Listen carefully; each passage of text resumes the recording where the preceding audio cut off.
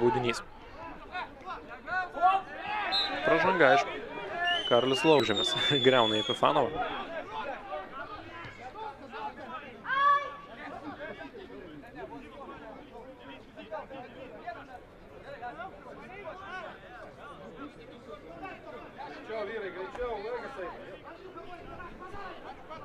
Septynios minutės, Bartkus prie kamulio. Ir nurodymai tokie, kad Bartkus eitų į baudos aikštelę, o visus kamuolį Maksimovas. Suprantama, Bartkus gali pakovoti baudos aikštelėje. Tarsi neblogai žaidžia ir galvą. Įvartis! Klaipėdos Atlantas muša po standartinės situacijos ir sunku suprasti dabar, kaip kamuolys atsidūrė vartuose.